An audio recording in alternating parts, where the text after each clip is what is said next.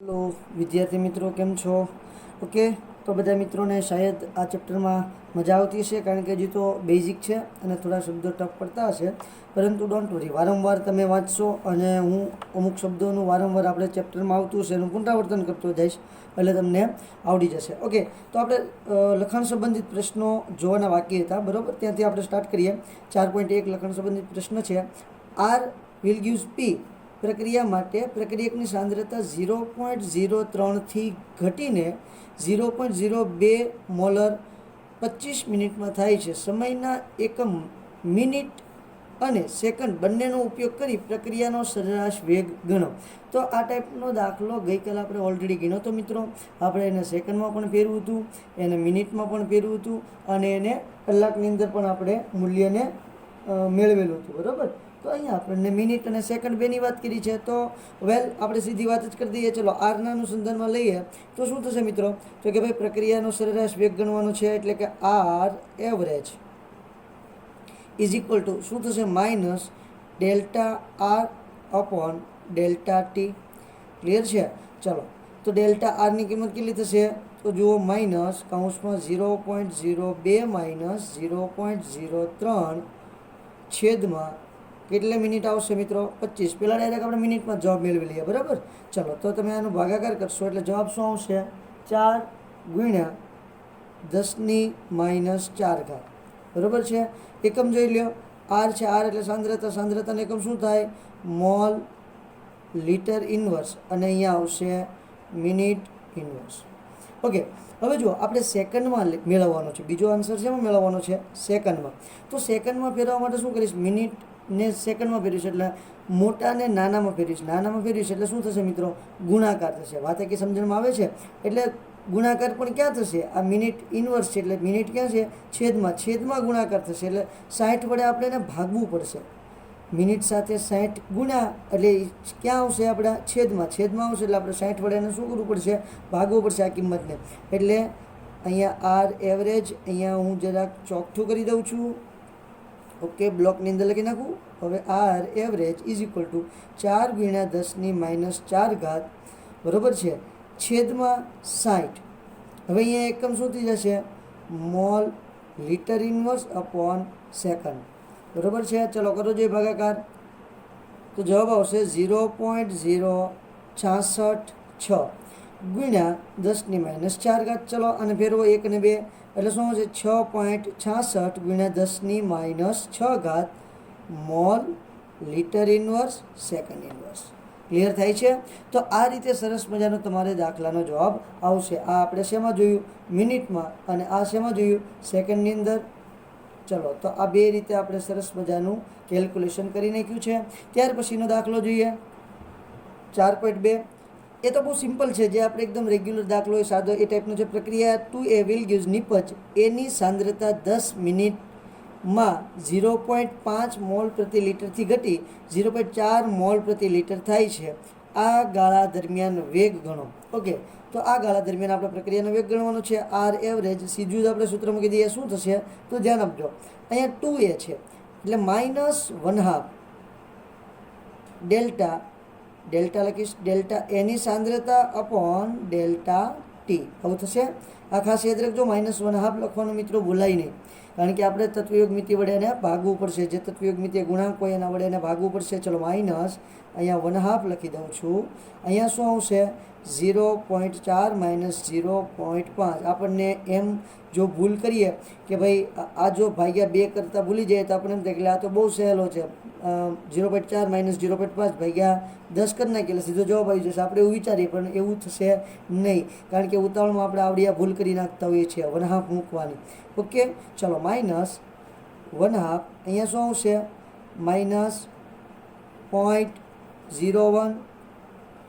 -0.1 છેદમાં 10. ક્લિયર? ચલો, તો એને આપણે જોઈએ તો 0.1/20 સીધું કરી નાખું અને માઇનસ માઇનસ શું થઈ જશે? પ્લસ થઈ જશે. એટલે જવાબ શું આવશે? 5 ગુણ્યા 10⁻�3. બરાબર? સીધો જવાબ લખી નાખું છું, આર એવરેજ. અને એકમ શું આવશે? મોલ પ્રતિ લીટર, મોલ લીટર ઇન્વર્સ, અને અહીંયા શેમાં આપેલું છે? મિનિટમાં. તો અહીં લખી નાખવાનું મિનિટ ઇન્વર્સ. બરાબર. અને સેકન્ડમાં પણ તમે આરામથી ફેરવી શકો. હવે આપણે એકાદ બે MCQ જોઈએ અને પછી આજનો આપણો જે ઇન્ટરેસ્ટિંગ ટોપિક ભણવાનો છે તેના વિશે વાત કરીએ. તો પહેલો MCQ છે, આપેલ મૂલ્ય પ્રક્રિયા માટે દરનો ફેરફાર દર્શાવે છે તો પ્રક્રિયા નીચેનામાંથી કઈ હશે? બરાબર છે. આપણને એક મૂલ્ય આપેલું છે જે શું દર્શાવે છે? તમારો પ્રક્રિયાના દરનો ફેરફાર દર્શાવે છે. તો તમને નીચે આપેલામાંથી કઈ પ્રક્રિયા તમારી મૂળ પ્રક્રિયા હશે? તો જુઓ, 1/2 delta C upon delta T બરાબર 1/3 delta D upon delta T is equal two 1/4 minus delta A upon delta T is equal two minus delta B upon delta T. તો અહીંયા જો આપણને ગૂંચવવા માટે નિપજ જે છે, નિપજના જે પ્રક્રિયાનો દર છે તે આગળ લખ્યો છે અને પ્રક્રિયાનો દર પાછળ લખ્યો છે. એટલે આપણને એવું થાય કે અહીંયા પ્લસ લખ્યું અને નિપજમાં માઇનસ કેમ લખ્યું? પણ એવું નથી. માઇનસ હોય એટલે આપણે પ્રક્રિયક હોય અને પ્લસ હોય એટલે શું હોય? નિપજ હોય. હવે જુઓ, એને આપણે જરા વ્યવસ્થિત ગોઠવી નાખીએ તો એનો મતલબ શું થાય? 4A અહીંયા જોતા જઈએ જરાક, આપણા પ્રક્રિયક થશે તો શું થશે? 4A plus B will gives શું આવશે? 2C plus 3D. ક્લિયર થાય છે મારી આ કહેવત મિત્રો? તો જુઓ, ફરી વખત એક વખત કહી દઉં છું. આ શું છે? તમારી નિપજો છે બંને. ક્લિયર? અને આ બંને શું છે? પ્રક્રિયકો છે. પ્રક્રિયકોની આગળ માઇનસ હોય, આપણને બહુ સારી રીતે ખબર છે. અને નિપજોમાં શું હોય? પ્લસ હોય. તો એના તત્વયોગ મિતિય વડે અહીંયા ભાગાકાર કરેલો છે. ક્લિયર? તો એ ભાગાકારને આપણે જ્યારે પ્રક્રિયામાં લખશું ત્યારે શું કરી નાખશું? એ જે અંક છે એને ગુણાકારમાં લખી નાખશું. તો જુઓ ફરી એક વખત, આ 2C છે તો અહીંયા મેં નિપજમાં લખ્યું 2C, 3D નિપજમાં 3D, પછી આ 4A પ્રક્રિયક થશે અને ખાલી B તમારો બીજો પ્રક્રિયક થશે. વેલ, આવો ઓપ્શન આપણને ક્યાં બંધ બેસે છે? તો જુઓ, 4A plus B will gives 2C plus D 3D. Okay, તો આજ આપણો ઓપ્શન સાચો થઈ જશે. બાકીના બધા ઓપ્શન કેવા થશે? ખોટા થશે. ત્યાર પછીનો ક્વેશ્ચન જોઈએ. આ પણ બહુ ઇન્ટરેસ્ટિંગ છે. આપેલ પ્રક્રિયા A plus 2B will give 6C plus 2D માટે T બરાબર 0 સમયે પ્રારંભિક દર માઇનસ ડેલ્ટા A પણ ડેલ્ટા T એ 2.6 ગુણ્યા 10⁻2 ઘાત છે. એટલો શરૂઆતમાં આ પ્રક્રિયકનો દર છે, વેગ છે. હવે જુઓ, T બરાબર 0 સમયે કે હજી આપણે પ્રક્રિયા સ્ટાર્ટ કરી નથી તો એ સમયે પાછો તમારો B છે, delta B upon delta T એનો દર કેટલો થશે? વેલ, તો જુઓ મિત્રો, આપણને બહુ સારી રીતે ખબર છે કે દર R average is equal to શું થાય? Minus delta A upon delta T. પ્રક્રિયાને અનુલક્ષીને વાત કરું છું. ઇઝ ઇક્વલ ટુ, અહીંયા તમને દેખાય છે મિત્રો? અહીંયા શું થશે? માઇનસ 1 અપોન શું આવશે? 2 ડેલ્ટા બીની સાંદ્રતા અપોન ડેલ્ટા T. ઓકે, તો આની કિંમત આપણને આપી દીધી છે. અહીંયા તમને શાયદ દેખાય છે, આ એક કિંમત આપેલી છે. તો જુઓ, એ કિંમત કોની છે? પ્રક્રિયાનો દર બરાબર આની કિંમત કરી શકાય. ઓકે, તો હું અહીંયા લખું છું -1/2 ડેલ્ટા બીની સાંદ્રતા અપોન ડેલ્ટા T બરાબર 2.6 ગુણ્યા 10⁻2 ઘાત મોલર સેકન્ડ ઇન્વર્સ. આવું થશે. હવે જો, મારે 1/2 ની નથી જોઈતી, મારે તો શું જોઈએ છે? 1 મોલની. તો આ 2 છે અને ક્યાં જવા દઈશ? ગુણાકારમાં. તો minus delta B upon delta T દેખાય છે માઇનસ. ઓકે, બરાબર શું થશે? 2 ગુણ્યા 2.6 એને ગુણ્યા 10⁻2 ઘાત મોલર સેકન્ડ ઇન્વર્સ. વેલ, તો આની કિંમત કેટલી આવશે? 5.2 ગુણ્યા 10⁻2 ઘાત મોલર સેકન્ડ ઇન્વર્સ. જવાબ સમજવો ખાસ જરૂરી છે મિત્રો, કારણ કે ઘણા વિદ્યાર્થીઓ આ કિંમત જોઈએ અને સીધું ભાગ્યા 2 કરી નાખતા હોય છે. બરાબર, એટલે આપણને જવાબ કેવો મળે? ખોટો મળે. તો ખાસ જોવાનું છે. જવાબ આપણો 5.2 ગુણ્યા 10⁻2 ઘાત મોલર સેકન્ડ ઇન્વર્સ થાય. આ મોલર એટલે શું થયું? મોલ પ્રતિ લીટર. વેલ, હવે આપણે આપણા મૂળ મુદ્દા પર આવી જઈએ. આપણે શીખવાનું છે સરસ મજાનો પ્રક્રિયા જે છે એ પ્રક્રિયાના વેગ અભિવ્યક્તિ અથવા તો વેગ નિયમની વાત કરવાની છે. બહુ ઇન્ટરેસ્ટિંગ ટોપિક છે અને ઘણી વખત આમાંથી આપણને MCQ જોવા મળે છે અને આપણે જ્યારે આ ટોપિક પૂરો થશે ત્યારે ઘણા બધા પ્રકારના MCQ જોવાના પણ છીએ. વેલ, તો આપણે મૂળ મુદ્દા પર આવી જઈએ. મુદ્દો છે આપણો પ્રક્રિયા વેગ. બરાબર છે, પરંતુ આ વેગ છે એ શેના પર આધાર રાખે છે? સાંદ્રતા. એટલે વેગનો સાંદ્રતા પર આધાર. ત્યાંથી આપણે શરૂ કરીશું, પછી વેગ અભિવ્યક્તિ અને વેગ અચળાંકની વાત કરીશું અને પછી આપણે વાત કરીશું પ્રક્રિયા ક્રમની. શેની વાત કરવાના છે મિત્રો? પ્રક્રિયાક્રમની. પ્રક્રિયાક્રમ is the most very most important topic છે આ ચેપ્ટર માટે. તો આપણે જોઈએ છીએ સરસ મજાના પ્રક્રિયા વેગનો સાંદ્રતા પર આધાર કઈ રીતે છે તે. તો પ્રક્રિયા વેગને અસર કરતા પરિબળો એમ પણ આપણે કહીએ છીએ. તો જો પ્રક્રિયા વેગને અસર કરતા પરિબળો ઘણા બધા છે, એની આપણે વાત વારાફરતી કરીએ. એમાંનો પહેલો પ્રક્રિયા વેગને અસર કરતો પરિબળ છે પ્રક્રિયા વેગનો સાંદ્રતા પર આધાર, એટલે કે સાંદ્રતા. પ્રક્રિયા વેગને અસર કરતું પહેલું પરિબળ કયું છે? સાંદ્રતા. ઓકે, હવે આપણે હમણાં વાત કરીએ સાહેબ. અત્યાર સુધી આપણે જુઓ જે કંઈ પણ પ્રક્રિયા વેગ વિશે વાત કરી છે એ આપણે પ્રક્રિયકો અને નિપજો બેયની સાંદ્રતાના અનુસંધાનમાં કરી છે. બંનેની સાંદ્રતા લઈ અને આપણે પ્રક્રિયા વેગનો અભ્યાસ કરી શકીએ એવી આપણે વાત કરી હતી. પણ સાહેબ આપણું જે રસાયણ વિજ્ઞાન છે એ એવું કહે છે કે જ્યારે માત્ર પ્રક્રિયકોની સાંદ્રતાના પર્યાયમાં પ્રક્રિયા વેગને દર્શાવવામાં આવે ત્યારે તેને વેગ નિયમ તરીકે ઓળખવામાં આવે છે. ફરી એક વખત, માત્ર કોણ? તો કે પ્રક્રિયાના વેગને પ્રક્રિયકોની સાંદ્રતાના પર્યાયમાં દર્શાવવામાં આવે ત્યારે તેને વેગ નિયમ તરીકે ઓળખવામાં આવે છે. આ વ્યાખ્યા ખાસ યાદ રાખવાની છે. પ્રક્રિયા વેગને પ્રક્રિયકોની સાંદ્રતાના પર્યાયમાં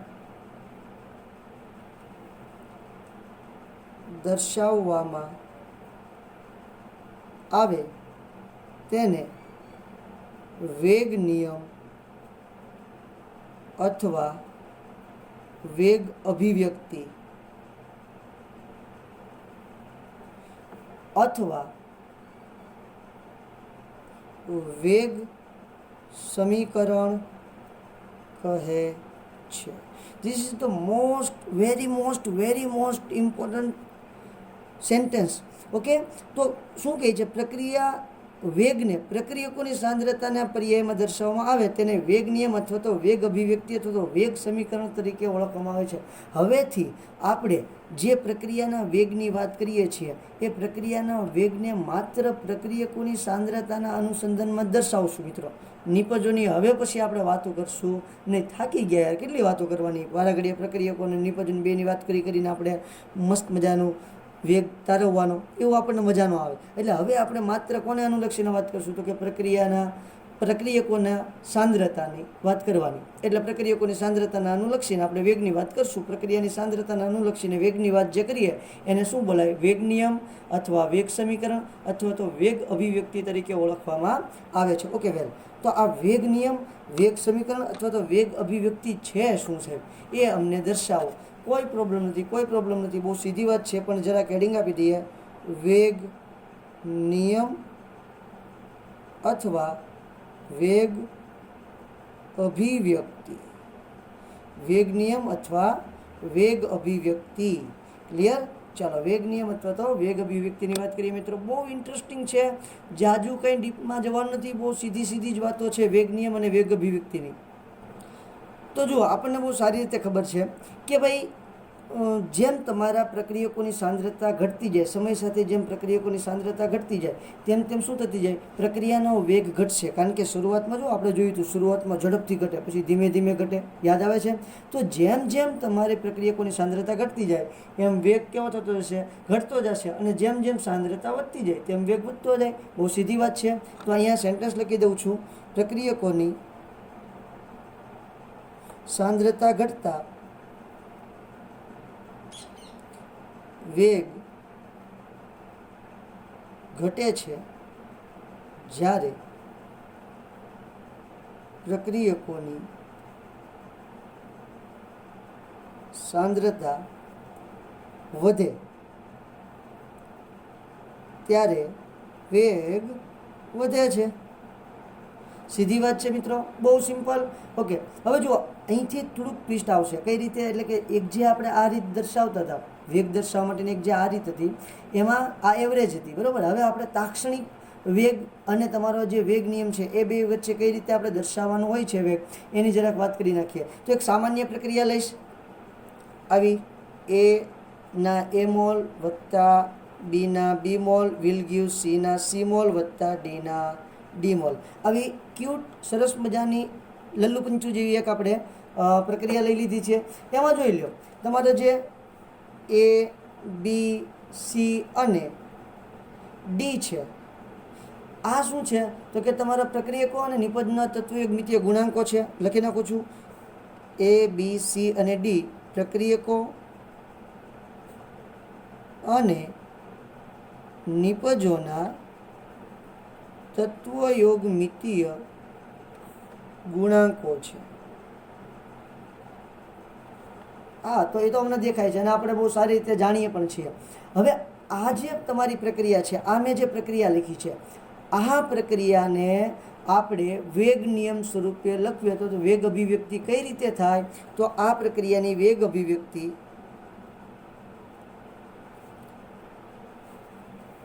અભિવ્યક્તિ નીચે મુજબ થશે. મતલબ વેગ પ્રપોઝનલ ટુ, ધ્યાન આપજો મિત્રો, A raise to X B raise to Y. આની વેગ અભિવ્યક્તિ શું થશે? A raise to X B raise to Y. લે સર, અહીંયા તો એ અને બી છે ને. અને પહેલી વાત કે આપણે કોની સાંદ્રતા માત્ર ધ્યાનમાં લેશું? પ્રક્રિયકોની. તો જુઓ એ અને બી બે જ પ્રક્રિયકો છે, બેની સાંદ્રતા આવડું જે કાઉન્સ છે એને આપણે શું કહીએ છીએ? સાંદ્રતા. બરોબર છે? આ જે કાઉન્સ છે એને આપણે શું કહીએ છીએ? સાંદ્રતા. ઓકે, તો એની ઘાત એક્સ અને વાય કેમ આવી છે એ પણ આપણે સાહેબ સરસ મજાની વાત કરવાની છે. જ્યાં ઘાતાંક એક્સ અને વાય જે છે એ તમારા તત્વયુગ્મિતીય ગુણાંક એ અને બી જેટલી હોય પણ અને ન પણ હોય. અહીંયા જોઈ લેજો.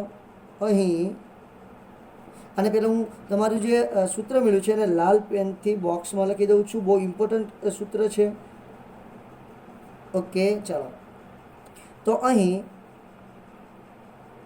એક્સ અને વાય, આ શું છે? એક્સ અને વાય શું છે? તો કે ભાઈ આપણે ઘાતાંક છે. અહીં એક્સ અને વાય ઘાતાંક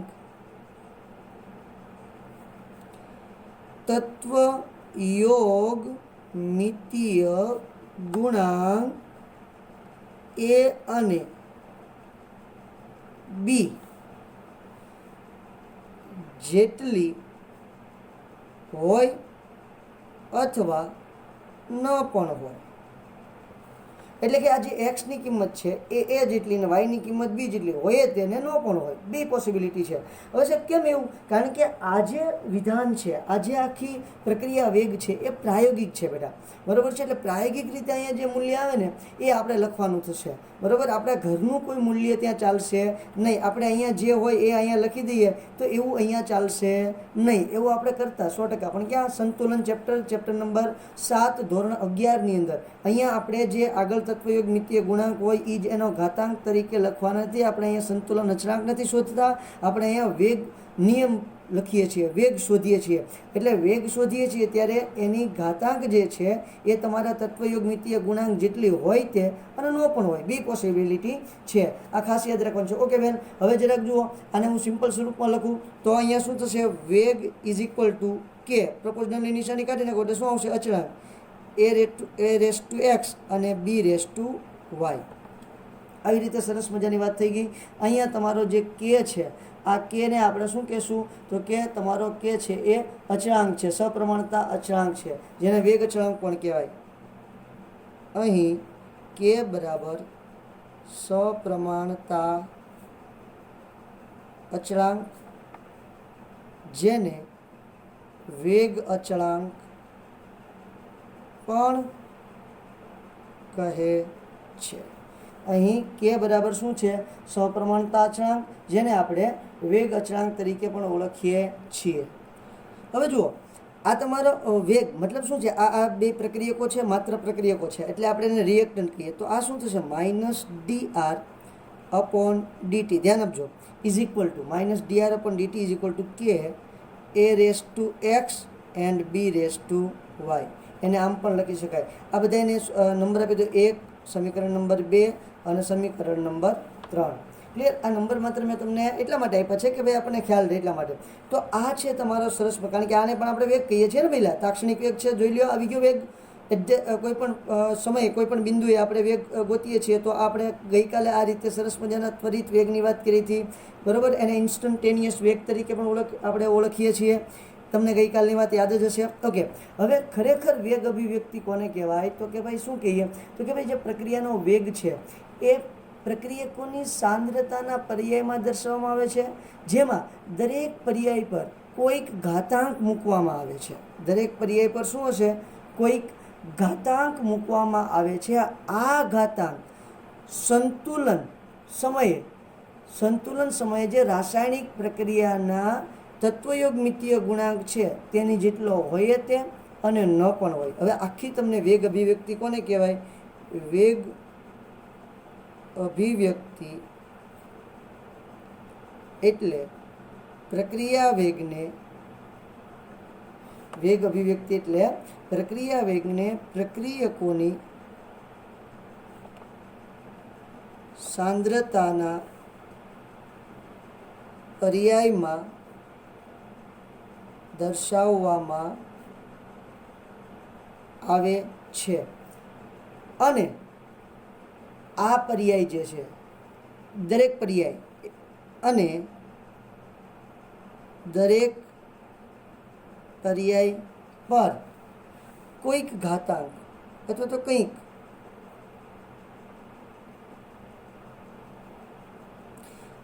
ઘાતાંક મૂકવામાં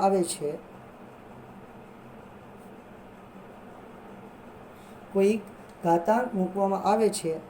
જે સંતુલિત પ્રક્રિયાના તત્વયોગમિતીય ગુણાંક હોય અથવા ન પણ હોય.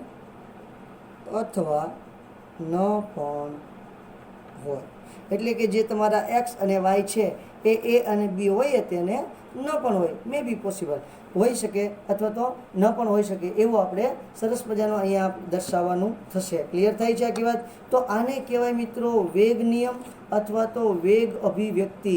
આને શેના તરીકે ઓળખવામાં આવે છે? વેગ નિયમ અથવા તો વેગ અભિવ્યક્તિ તરીકે ઓળખવામાં આવે છે. હવે આ વસ્તુ જે છે મિત્રો એ તમારી પ્રાયોગિક છે. ફરી એક વખત યાદ કરાવી દઉં છું. અહીંયા આપણે ક્યારેય જોઈન કહી શકીએ નહીં.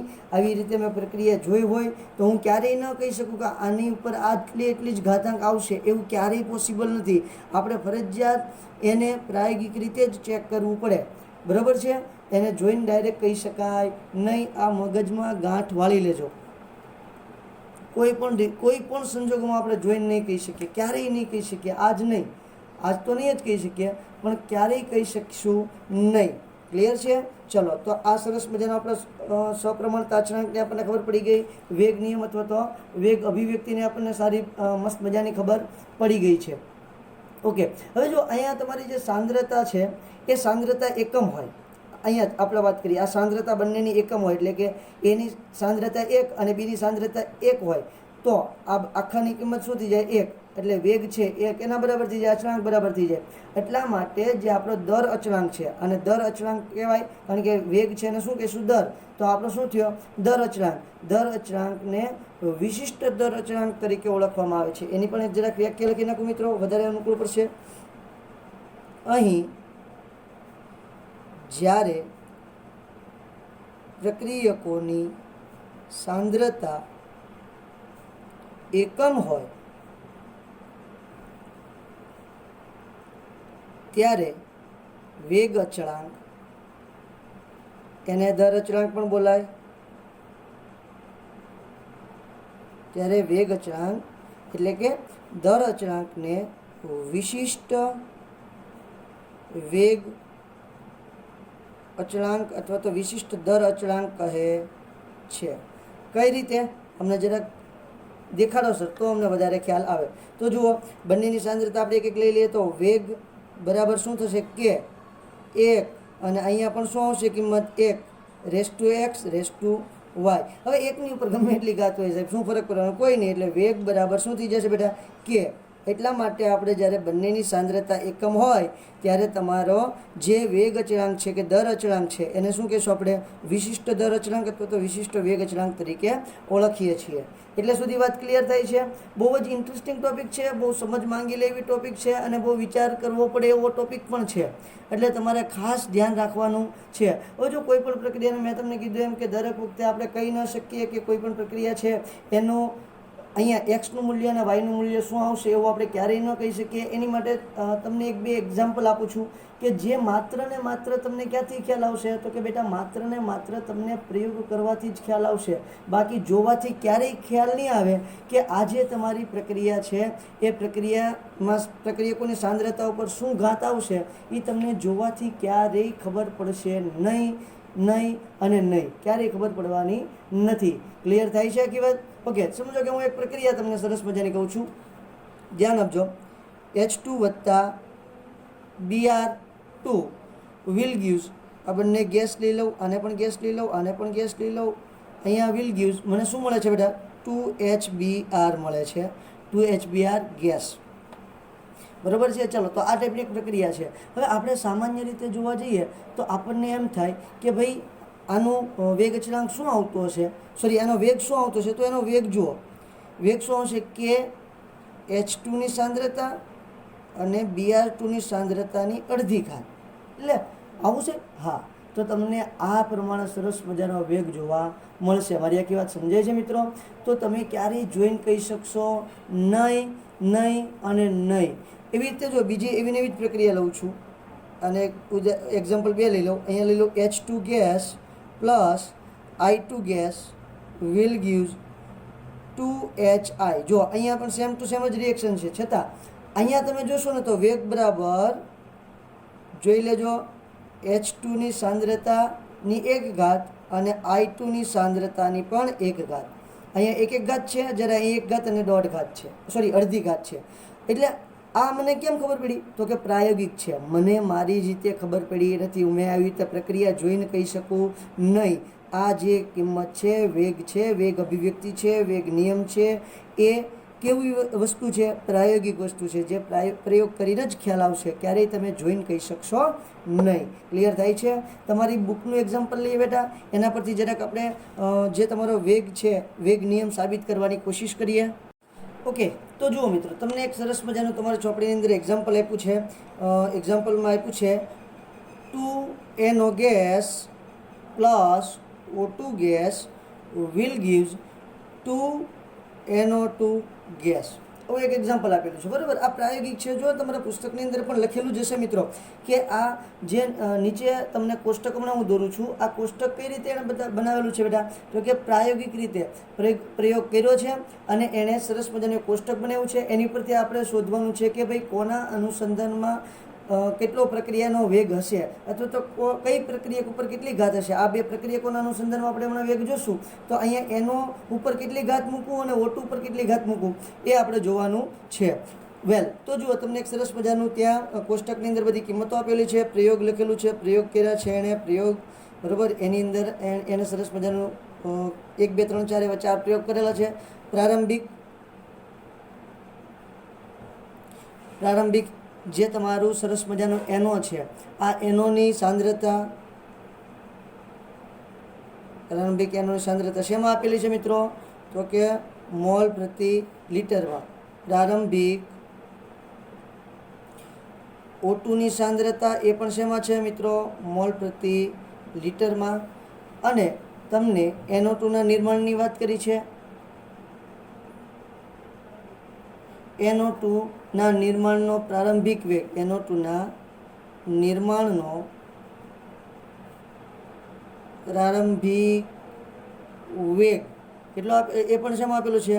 મોલ લિટર ઇન્વર્સ સેકન્ડ ઇન્વર્સમાં. અને 4 કિંમતો લખી દઉં છું. પ્રયોગ નંબર 1, પ્રયોગ નંબર 2, પ્રયોગ નંબર 3 અને પ્રયોગ નંબર 4. આની સાંદ્રતા 0.30, 0.60.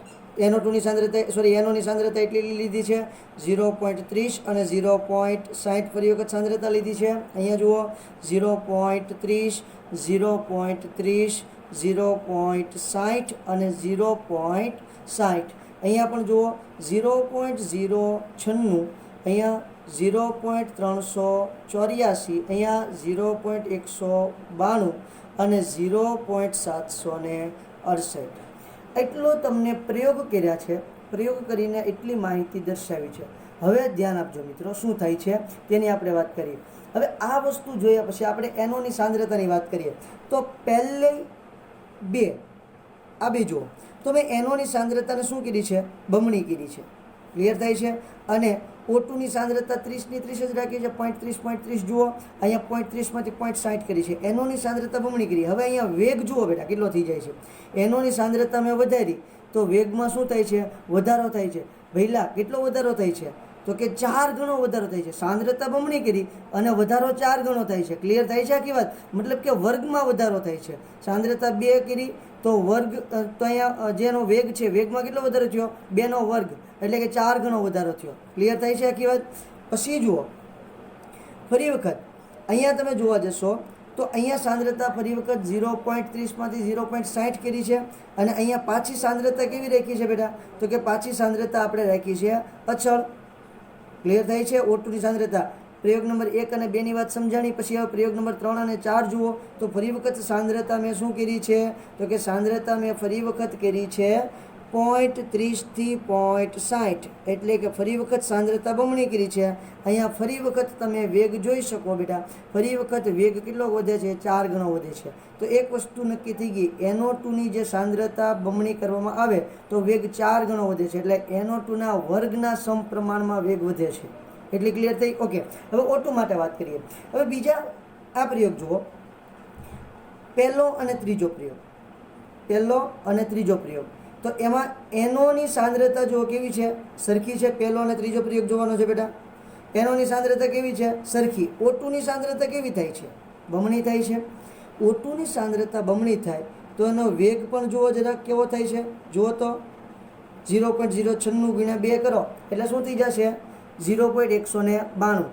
મતલબ જો એનોની સાંદ્રતા અચળ રાખી O2ની સાંદ્રતા બમણી કરવામાં આવે તો વેગ બમણો જ થાય છે. બમણો થાય છે તો એની સાંદ્રતાના કેટલા ઘાતના પ્રમાણમાં છે? 1 ઘાતના પ્રમાણમાં છે. વાત બહુ સમજવા જેવી છે. ફરી વખત તમને સમજાવું છું બેટા. પહેલાં બીજા પ્રયોગમાં જુઓ તો પહેલાં બીજા પ્રયોગમાં શું થાય છે? 0.30 થી 0.60 સાંદ્રતા એનોની બમણી કરું છું.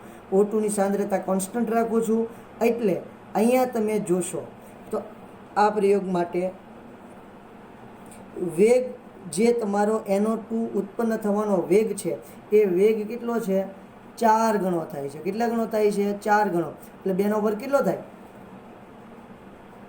2 નો વર્ગ 4 થાય. પછી તો આની સાંદ્રતા હું 1 હોય ત્યારે આની સાંદ્રતા કેટલી હશે? 1 હશે.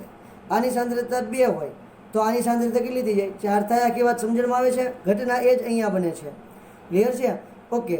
તો જો હજી આગળ વાત સમજાવું છું બીજી. તો પ્રયોગ નંબર ફરી વખત 3 અને 4 જુઓ તો એમાંય તે એનોની સાંદ્રતા બમણી કરું છું. O2ની સાંદ્રતા અચળ રાખું છું. તો જુઓ 0.192 ગુણ્યા 4 કરો એટલે પ્રક્રિયાનો વેગ કેટલા ગણો વધે છે? 4 ગણો વધે છે. સાંદ્રતા માત્ર કેટલી વધે છે? એનોની 2 ગણી. એટલે આની સાંદ્રતા બમણી કરું તો વેગ કેટલા ગણો થાય છે? 4 ગણો. હવે જુઓ પ્રયોગ નંબર 1 અને 3. 1 અને 3માં એનોની સાંદ્રતા અચળ છે 30.30, જ્યારે O2ની સાંદ્રતા 0.30 અને 0.60. એટલે O2ની સાંદ્રતા બમણી કરું તો વેગ માત્ર કેવો થાય છે? બમણો. તો એક વસ્તુ એવી સમજાય મને કે અહીંયા હવે આખું લખતું નથી કે ભાઈ એનોની સાંદ્રતા એટલી કરવાથી O2ની સાંદ્રતા એટલી થાય. ચલો લખી જ નાખું. પ્રયોગ 1 અને 2 ની સરખામણી કરતા, પ્રયોગ 1 અને 2 ની સરખામણી કરતા O2ની સાંદ્રતા અચળ રહે છે. O2ની સાંદ્રતા કેવી રહી છે બેટા? અચળ રહે છે.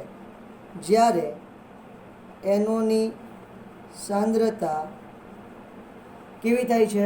બમણી થાય છે. એનોની સાંદ્રતા બમણી થાય છે ત્યારે પ્રક્રિયાનો વેગ 0.096 થી વધી કેટલો થાય છે પહેલા?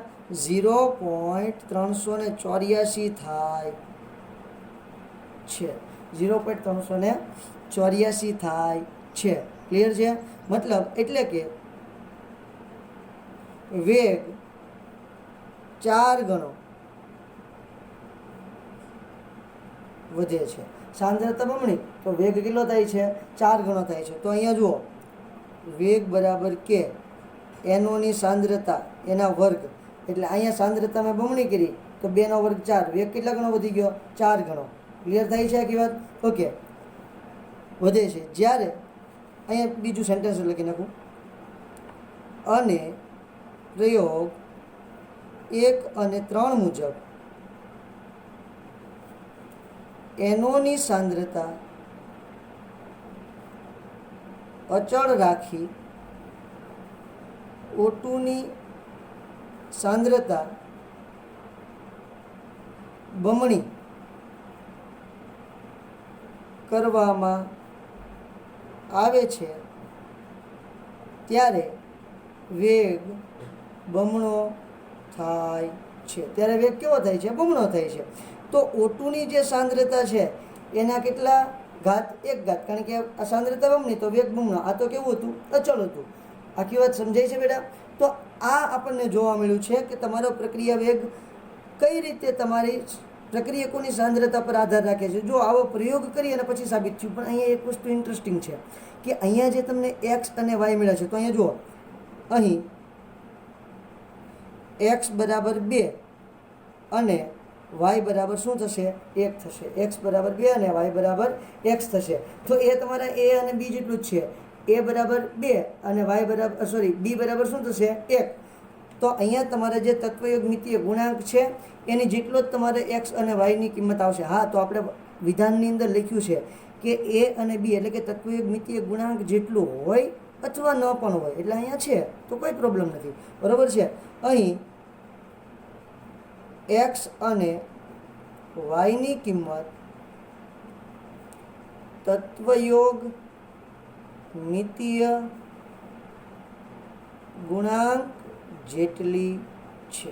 એક્સ અને વાયની કિંમત કેટલી છે બેટા? તત્વયોગ મિતીય ગુણાંક જેટલી છે. એને આપણે બીજા સ્વરૂપમાં લખવું હોય તો હું આમ પણ લખી શકું, -dr/dt ઇઝ ઇક્વલ ટુ શું થશે? k⁻⁴ એનોની સાંદ્રતાનો વર્ગ અને O2ની સાંદ્રતાની 1 ઘાત. તો 1 ન લખું તો પણ ચાલે. એટલે સુધી ક્લિયર થાય છે વાત આખી? ઓકે. તો હવે જો અહીંથી તમને સાહેબ ખબર પડી જ ગઈ છે કે આ જે આખી ઘટના છે, આપણે ઘાત લખવાની જે આખી મેટર છે, આ ઘટના સૈદ્ધાંતિક રીતે ક્યારેય થઈ શકે નહીં. માત્ર કઈ રીતે થઈ શકે? પ્રાયોગિક રીતે થઈ શકે. ક્લિયર થાય છે?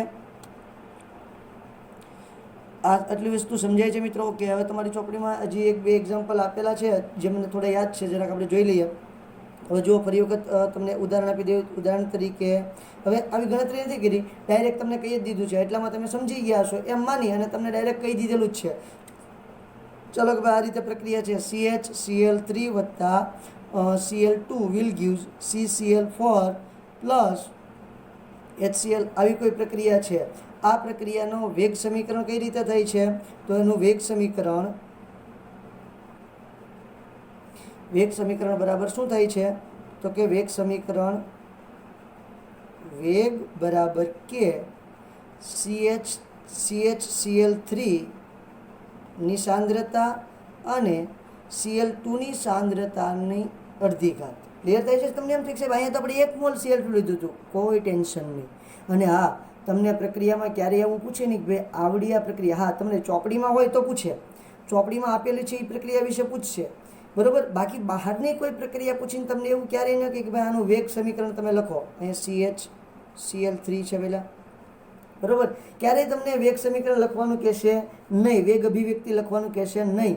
બહારની કોઈ પ્રક્રિયાનું નહીં આપે. આ પુસ્તક હોય તો પુસ્તકમાં જે તમારી પ્રક્રિયા આપશે. ક્લિયર થાય છે? એવું એક્ઝામ્પલ હજી એક લઈ લો. એક્ઝામ્પલ નંબર 2 લઈ લઉં છું બેટા. ચલો તો ત્યાં જુઓ, CH3 COOC2H5 તમારા પુસ્તકમાં એક્ઝામ્પલ છે. H2O તમે પ્રક્રિયા કરાવશો એટલે તમને નિપજ મળશે CH3 COOH વત્તા CH3 CH2OH. એટલે સિમ્પલ છે. એસ્ટર હોય, એસ્ટરનું તમે જળ વિભાજન કરશો એટલે તમને આલ્કોહોલ અને કાર્બોક્સિલિક એસિડ મળે. હવે આનું વેગ સમીકરણ માટે શું થશે? તો કે વેગ બરાબર કે CH3COO2H5 ની સાંદ્રતાની 1 ઘાત અને H2O ની સાંદ્રતા જે છે એની ઘાત આવશે 0. ક્લિયર થાય છે? તો આવી પ્રક્રિયાને આભાસી પ્રથમ ક્રમની પ્રક્રિયા કહેવાય છે. એ આપણે પછી શીખવાના છીએ, એનું અત્યારે અહીંયા કંઈ કામ છે નહીં, બરાબર. પણ જુઓ તો આ વસ્તુ એક આના પરથી સાબિત થાય છે કે આ કેવું છે, પ્રાયોગિક છે. પહેલાં હજી એક વખત કહું, વેગ અભિવ્યક્તિ કે વેગ નિયમ સૈદ્ધાંતિક રીતે મળશે નહીં. તે કેવી વસ્તુ છે, પ્રાયોગિક રીતે જ નક્કી કરવો પડે, બરાબર છે. આથી સાબિત થાય અથવા તો પ્રાક કથન કરી શકાય, એવું પણ લખો. આથી પ્રાક કથન કરી શકાય કે વેગ નિયમ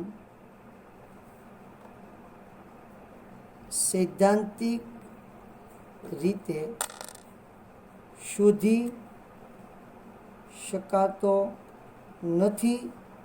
તે માત્ર પ્રાયોગિક રીતે જ મેળવી શકાય છે. તે માત્ર કઈ રીતે મેળવી શકાય બેટા? પ્રાયોગિક રીતે જ મેળવી શકાય છે. Is that clear? એટલે સુધીની વાત કમ્પ્લીટ થઈ છે મિત્રો. તો આ છે તમારા વેગ નિયમ અથવા તો વેગ અભિવ્યક્તિની વાત, બરાબર છે. અથવા તેને વેગ સમીકરણ તરીકે પણ આપણે ઓળખીએ છીએ. તો એટલે સુધીનું ક્લિયર થયું હોય તો હવે આપણે પ્રક્રિયાનો ક્રમ જે છે એ નેક્સ્ટ લેક્ચરની અંદર રાખીશું, બરાબર છે. નહીં તો લેક્ચર ખૂબ લાંબો થઈ જશે. તો નેક્સ્ટ લેક્ચરની અંદર જોઈએ આપણે પ્રક્રિયાક્રમ, અને આપણે લોટ્સ ઓફ એક્ઝામ્પલ જોવાનો છે પ્રક્રિયાક્રમ, અને તમારા જે વેગ નિયમ છે એને રિલેટેડ લોટ્સ ઓફ MCQ જોવાના છે. અને બીજી એક બે વાતો પણ હું તમને નેક્સ્ટ લેક્ચરની અંદર સમજાવીશ, જે બહુ ઇન્ટરેસ્ટિંગ અને જીનીટ લેવલે ખૂબ અગત્યની છે.